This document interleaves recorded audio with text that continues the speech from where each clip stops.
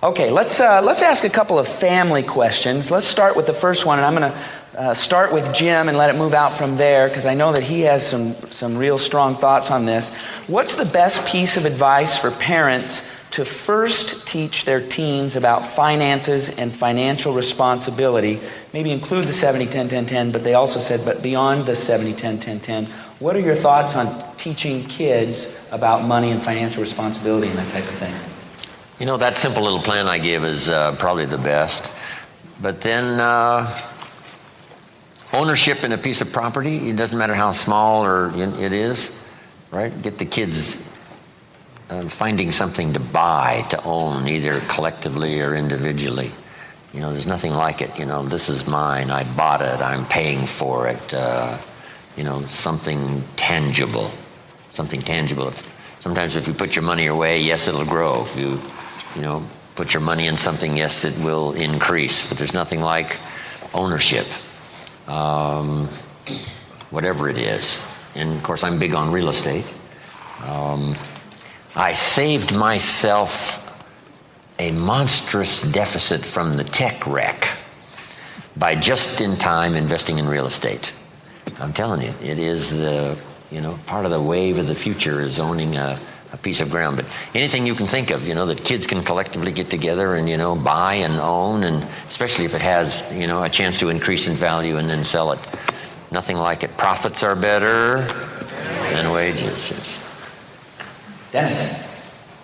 If you have little kids, if you have little children, 3 jars, one of them has no lid on it. The second one has a lid that comes off easily, and the third one has a lid that doesn't come off. The first jar is for 1/3 of your allowance to go into to spend it on anything you want, when you want it, right away, immediate gratification. 1/3 of your allowance is to be looked at in delayed gratification for something later this year that you really want, but you can't spend it right now because you have to take the lid off. It's on a little tight. And the third jar, you can't take the lid off because it's called your future. So you put 1/3 of your allowance to spend immediately, 1/3 to spend later this year on something that you're delayed but can't have right now, maybe for somebody else, like a Christmas present. And the third one is your future, which you must pay, which you cannot make any withdrawals from, only deposits, 2, and then you'll be wealthy by the time you're 40. Good. Any other thoughts on teaching children or teenagers money? What maybe you did with your own kids and that type of thing? One of the things, I have my 17-year-old son here, Christopher, and one of the things I've been teaching him since he was 2 or 3 years old is that he's not getting none of my money. So, so I think that was one. Really, I taught him that real quickly. So just so he'll realize that to start being a little bit more aware of what money is and how to use it properly and so forth, and how to create it and how to do good things with it and so forth. And so whenever he wanted something, unless it was a birthday or some type of thing, we got gifts. But whenever he just wanted something out of the blue, just, I want this, he understood that he had to earn it. So he would start coming up, Dad, do you have any projects for me to do? Is there anything, there's something that I desire here. I just wanted to see if there's any projects or anything. Or, once he got to the age of starting to understand investments, he started asking me, is there any investment opportunities? What would you say to invest in? We started talking about investments, so now he's invested. He probably has more money than most adults right now. He's 17 years old. I think I'm going to ask him for a loan later on. I'll ask you for a loan, Christopher. Does Christopher ever do like my Christopher does, and my girls too? They come up and they say, do you have anything we can do for money? And I say, sure, why don't you do this or do that, and I'll pay you, X amount of dollars. And they say, well, do you have anything other than that I could do for some money? They work down to the lowest common denominator they can get away with. So they will do that for sure. And I do what Charlie Tremendous Jones said the other day, is that I started actually early on. Christopher would come up and ask me if there's any projects, and I said, there's so many projects I'm working on right now, I'm not going to get a chance to research all these books.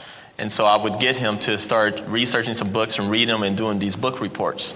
And that got him into the personal development type of situation. So that was a good point. Then he started negotiating the prices, after he learned how to negotiate and so forth. So, especially after he learned the colors, then he started working me real good. So anyway. Charlie, you got something that you've taught your kids? Well, number one, the different ages, but almost all my children started working at earning something at 6. And the one story that I felt was the greatest lesson of my life, being self-motivated, was Jeffrey selling greeting cards at age 6, and what I went through getting him to learn take the knocks. And we've done this with all of our children, because you'll learn to manage your money a little better when you learn to earn it. And I know many of us, you've heard say, well, I hope my children don't have to go through what I went through. And somebody alluded to this earlier, and I wish I could make my children go through a little more of what I went through. But we can't do that. Times change. But I think one of the keys is finding some ways to, within their means, to earn money, and then teach them what to do with it after they've earned it. Yeah, good old-fashioned lemonade stand with our 4 kids, and we make them buy the cups, and we'll loan them the money, but then they got to give it back to us and then buy the next round of cups and that kind of thing, and just make them earn the money and keep the other money. And we went on vacation, and my son started watching World Series of Poker. They got poker on television now, and then he said, hey, how about if we set up a blackjack stand on the side of the road? I'm thinking, yeah, 25 cents a hand, just stop on the way home.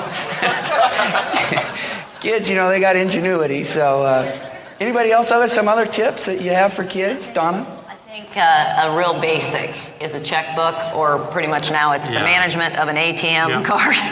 but a real basic. My son said, why do I need a checkbook? I'm not going to be writing any checks. I said, 1, you may be, and 2, you're going to use the ATM, and you have to know how to balance that statement, and that's a basic for living. And I think one other thing is teach your kids budgeting, and base the budgeting on needs, not wants. Because it's always pretty amazing to a person, even an adult, that when you make the budget based on what you need, it doesn't have all that much on it. And then a second column has some wants in it, and the third column has the way we all just absolutely love to live, with the luxuries and the gifts. But teach the child a budget based on needs. That's a real budget. What do I have to live? Dennis? I have a 5-second Confucius Chinese proverb. Confucius say, parent who buy kid car, have car condemned. Parent who let kid buy car, polish same. In other words, they'll only take care of something if they're invested in it. Yeah. Good. Hey, Jim, do you want to clarify of course, kids should pay taxes? Some people, they don't like taxes. You want to clarify some of that? That's good.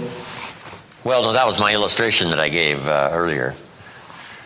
When a 10-year-old in California buys something that costs $1 in 7-Eleven, the proprietor asks him for 8 more pennies. And the question is, if you're that young, should you pay taxes? And the answer is, of course.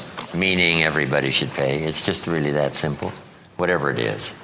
They call it hidden taxes and all kinds of taxes. But that's how things are done. Yes, it's misused, and yes, it's abused like every other industry, every other business, the government, And we all have to watch, right? That we don't misuse, that we don't abuse, that we're not careless. We must be careful. So the government is in the same position. But this is how, our society functions. We put up our money. Somebody, hopefully to the best of their ability, provides, streets and services and all the things we need that we cannot provide for ourselves. That is it. And yes, taxes are probably too high. Someone said to me, well, Mr. Rohn, when you die and you leave a couple of $1 million to your children, the government's going to take 50%.